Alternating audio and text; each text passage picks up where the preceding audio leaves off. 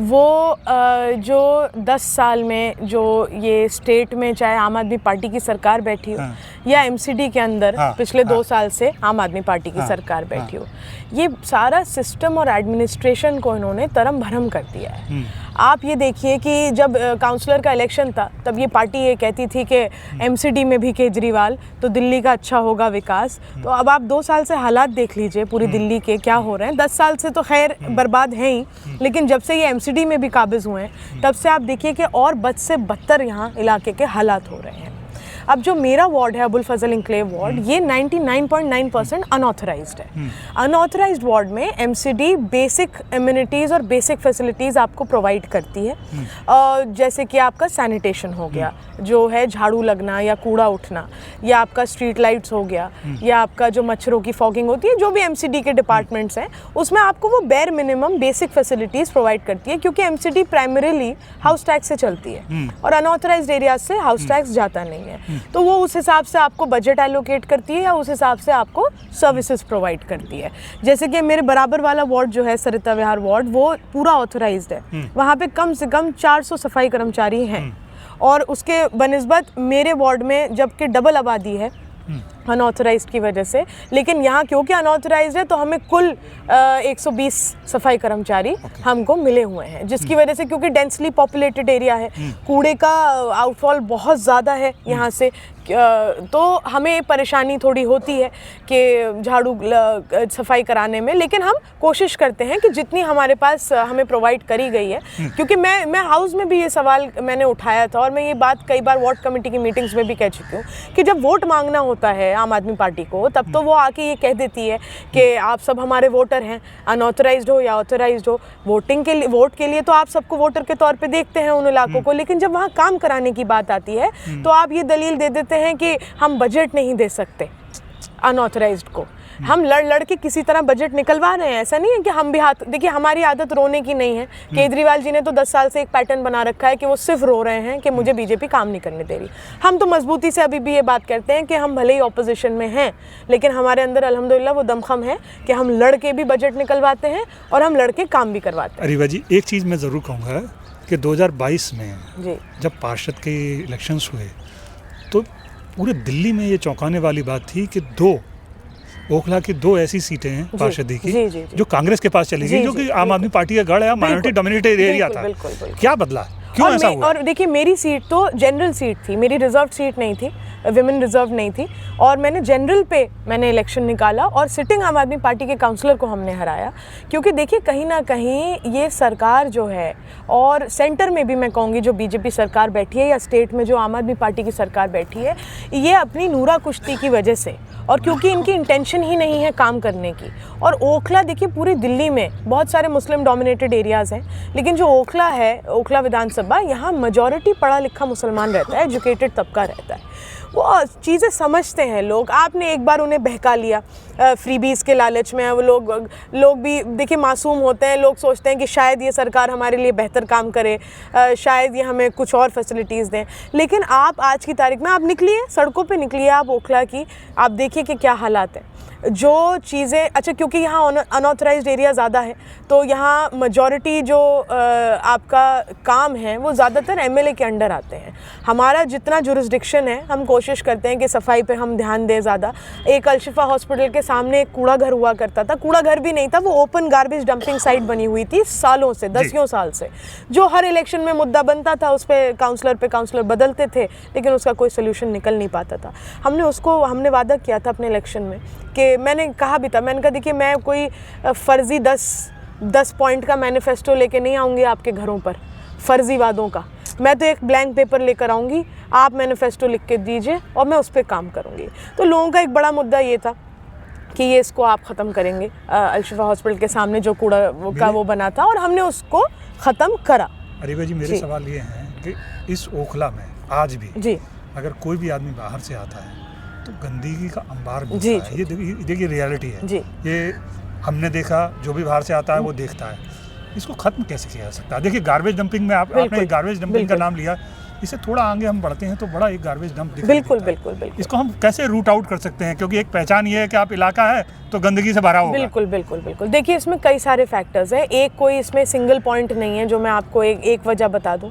देखिए पहला फैक्टर ये है कि हम लोगों को कोशिश करते हैं कि वो थोड़ा सा अवेयरनेस वाली जो बात आती है बार बार, कि अवेयरनेस की कमी तो नहीं है खैर इलाके में, इम्प्लीमेंटेशन की थोड़ी कमी है। हम बार बार अपील करते हैं RWS से, जो यहाँ NGOs हैं, कि आप लोग एक मुहिम ये चलाइए कि घर घर पे जाकर आप उनसे ये रिक्वेस्ट करिए या ये कहिए कि आप 100-150 रुपये महीने के एक कूड़े वाले को दीजिए। देखिए एक प्रॉब्लम क्या होती है, हर जगह आपको छोटे छोटे, पहले तो मैं छोटे उनकी बात करूंगी फिर मैं आप इस पे भी बताऊंगी, हर जगह छोटे छोटे कूड़े के ढेर आपको इलाके में दिखेंगे। जी, जी, जी। वो क्या रीज़न है, उसकी रूट कॉज क्या है कि वो वहाँ क्यों पड़े हैं? वो इसलिए पड़े हैं कि लोग कूड़ा वाला नहीं लगाते।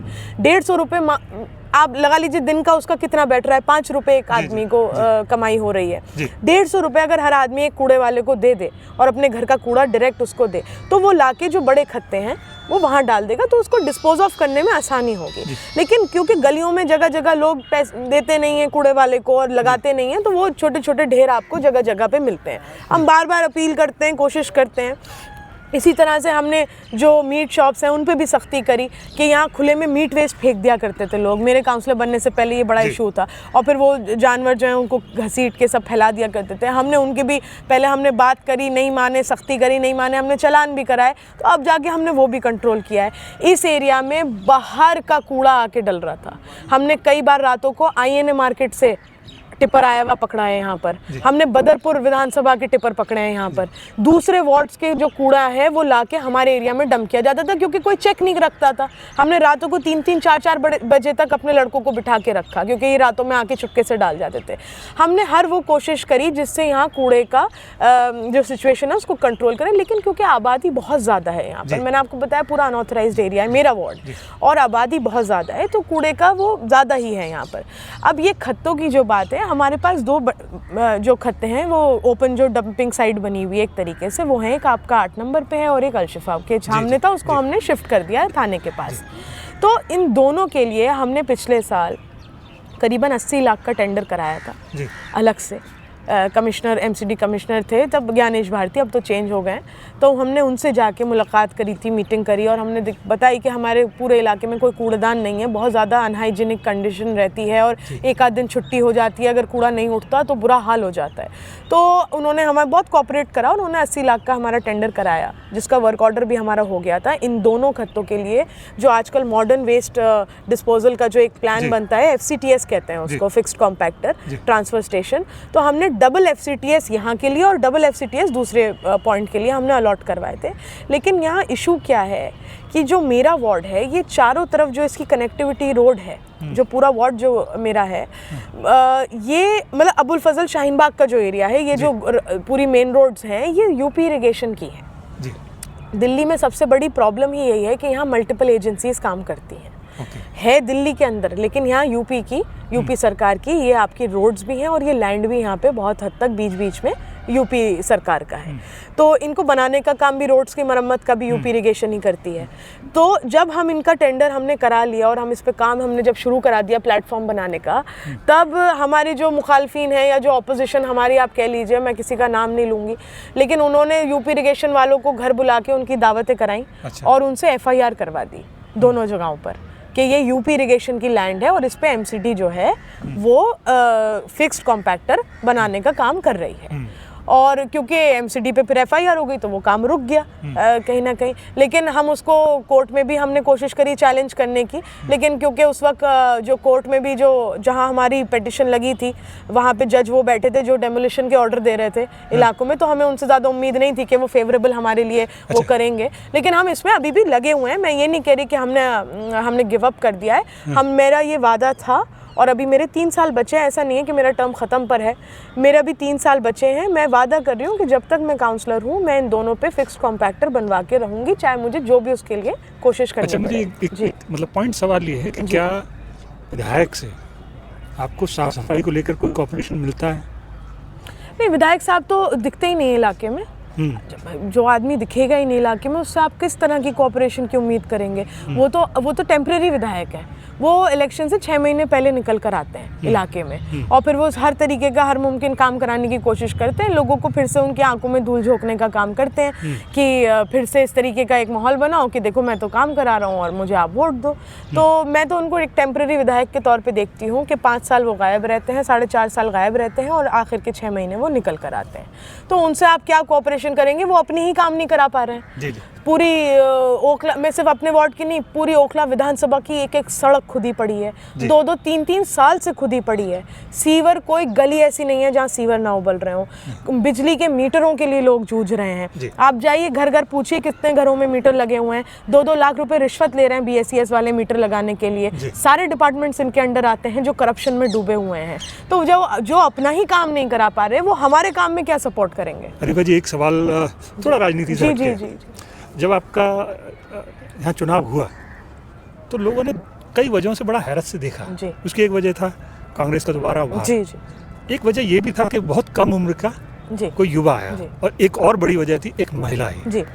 कैसे, मतलब आपको क्या फील हुआ जब आपको इस तरह से मतलब अप्रिशिएशन आया, लोगों ने बातचीत की, वो थोड़ा शेयर कीजिए। नहीं, देखिए, हमारा जब इलेक्शन हुआ था तो इलेक्शन के बीच में कुछ अनफॉर्चुनेट सर्कमस्टांसेस ऐसे बने कि मेरे वालिद साहब अरेस्ट हो गए थे, क्योंकि आम आदमी पार्टी वाले जो थे वो वोट, पैसे दे के वोट मांग रहे थे कहीं, वहाँ जाके हमने उस पर ऑब्जेक्शन किया था। तो वो एक साजिश के तहत पूरी प्लानिंग के साथ जो एडमिनिस्ट्रेशन करती है हमेशा, उन्होंने अरेस्टिंग कर ली थी मेरे वालिद साहब की। लेकिन ऐसे हालातों में भी मेरा मेडन इलेक्शन था, पहला इलेक्शन था मेरी ज़िंदगी का, मतलब जहाँ मैं खुद लड़ रही थी। वैसे तो मैं जब 7 साल की थी और मेरे वालिद साहब तब भी जेल में थे, कुछ इलाके का ही कुछ इशू हुआ था जिसके लिए उन्होंने आवाज़ उठाई थी, तो उनकी अरेस्टिंग हुई थी। उस वक्त भी मैं 7 साल की थी और मैंने उनका इलेक्शन लड़ाया था। बल्कि मैंने क्या लड़ाया था, देखिए हकीकत बात है कि आवाम ने लड़ाया था इलेक्शन, और आवाम के पास इतनी बड़ी ताकत होती है कि वो अपने नुमाइंदे को बनाते भी हैं और उसे बिठाते भी हैं। और जब मेरे इलेक्शन, अभी जो मेरा इलेक्शन हुआ, तो जब वालिद साहब मेरे जेल चले गए तो आवाम ने बिल्कुल एक, मतलब मेरे सब बुज़ुर्गों ने मेरे वालिद समान एक रोल निभाया मेरे लिए, कि मुझे कमी ही नहीं महसूस होने दी कि वो नहीं थे, या उनकी सरपरस्ती होती तो हम और बेहतर लड़ते इलेक्शन या कुछ। लोगों ने इस कदर मोहब्बत से, और कोई नई मोहब्बत नहीं थी। देखिए, मैं आपको ये बताऊं, ये मेरे वालिद साहब का जो 30 साल का संघर्ष रहा है इस इलाके के लिए, ये वही मोहब्बत थी लोगों की। वो मोहब्बत इतनी थी कि जब मैं 7 साल की थी तब गुजरात में राइट्स हुए थे 2002 में, और हमने यूजुअली एक पैटर्न होता था कि जो नेता है उसको लड्डुओं से तोला जाता था, या सिक्कों से या फूलों से तोलते थे तराजू पे बिठा के। तो उस टाइम लोगों ने मुझे खून से तोला था अपने। यहाँ हमने एक ब्लड डोनेशन ड्राइव चलाई थी, और जितना मैं शायद 24 किलो की थी, लेकिन 30 से ऊपर ब्लड लोगों ने डोनेट करा था, यहीं ओखला के लोगों ने। वो कहते हैं ना, खून पसीना अपना दे दिया लोगों ने, तो खून से मुझे तोला गया था, और फिर हमने वो ब्लड गुजरात भिजवाया था। एक सवाल मैं और करूँगा, ये देखिए, ये सवाल बेहद महत्वपूर्ण जी। उसकी वजह क्या है कि ये एरिया जो है माइनॉरिटी डोमिनेटेड एरिया है, और माइनॉरिटी के बारे में एक राय है कि महिलाओं को अधिकार ज़्यादा नहीं मिलते, महिलाओं के पर्दे की बात, एक एलिगेशन लगते हैं कि उन्हें बड़े रेस्ट्रिक्शंस होते हैं। इन सब के बीच में आपका चुना जाना, और आप इस पूरी कम्युनिटी में जब लोगों से बातचीत करती हैं, तो क्या आप वही रिजिडनेस देखती हैं, या आपको लगता है कि ये एक भ्रम है, एक कन्फ्यूज़न है जो माइनॉरिटी कम्युनिटी के बारे में फैलाया गया? बिल्कुल, देखिए, मैं यही बात कहूँगी कि ये एक स्टिग्मा है जो लोग फैलाते हैं, जो लोग कहते हैं कि माइनॉरिटी की जो महिलाएं हैं या ख़वातीन हैं उनको डोमिनेट किया जाता है या उनको ऑप्रेस किया जाता है। ये मैं उसका लिविंग एग्जाम्पल हूँ आपके लिए, कि किस तरीके से कि एक जनरल सीट पर मेरे सामने 5 आदमी लड़ रहे थे, और मैं अकेली वाहिद ख़वातीन थी जो लड़ रही थी इस सीट से, और किस तरह लोगों ने उस चीज़ को सराहा। तो देखिए, ये तो बहुत ही बेबुनियाद बातें हैं कि मुसलमान, ये मतलब जो आपने बात कही, वो मैं तो उसको, मैं मतलब इतना भी वो बात मेरे लिए इतनी भी मायने नहीं रखती कि मैं उस पर कोई स्टेटमेंट भी दूँ। लेकिन क्योंकि आपने पूछा है मुझसे, तो मैं आपको यही बताऊँगी कि माशाल्लाह ओखला में एक से एक एजुकेटेड लोग रहते हैं, जिसमें ख़वातीनें भी जो जॉब्स भी कर रही हैं, जो बिज़नेस भी कर रही हैं, जो हर तरीके से आपसे और मुझसे बेहतर लेवल पर अपना कारोबार भी कर रही हैं या एजुकेशन में हैं। तो ये तो देखिए बेबुनियाद बातें हैं। माशाल्लाह हमारी विधानसभा में जामिया यूनिवर्सिटी है। आपने देखा था CNRC के वक्त किस हिसाब से ख़वातीनों ने मोर्चा संभाला था, चाहे वो एजुकेटेड हों चाहे ना हो। तो आप एक विमेन एम्पावरमेंट की जो बड़ी बड़ी बातें होती हैं वो तो लिटरल सेंस में शाहीन बाग ने दिखा दिया था उस चीज़ को करके। तो ये बातें मेरे हिसाब से तो कोई वो नहीं रखती मायने। लेकिन हाँ ये बात है कि सरकारें जो अभी सरकार पिछले 10 साल से 15 साल से जिस तरह से मुस्लिम डोमिनेटेड एरियाज़ को निगलेक्ट कर रही हैं इन टर्म्स ऑफ डेवलपमेंट, काम कराने के मामले में या सुविधाएं देने के मामले में, वो बहुत अफसोसनाक बात है। आप ये देखिए कि केजरीवाल जी लगातार ये कहते हैं कि हमने शिक्षा पे काम किया, हमने हेल्थ पर काम किया। आप मुझे ये बताइए कि आपने ओखला में क्या करा? क्या आपने 10 सालों में एक भी हॉस्पिटल यहाँ खुलवाया? क्या आपने 10 सालों में एक भी नया स्कूल यहाँ खुलवाया? आप जो दावे करते हैं, आप पीने के पानी के दावे, आप कहते हैं 99% दिल्ली में हमने पीने का पानी दे दिया। ओखला विधानसभा में तो एक बूंद नहीं आई पानी की पिछले 10 सालों में जी। तो जो दावे आप करते हैं, ठीक है, आपने द्वारका में शायद कोई स्कूल खुलवा दिया, लेकिन क्या ओखला के बच्चे द्वारका जाएंगे पढ़ने के लिए?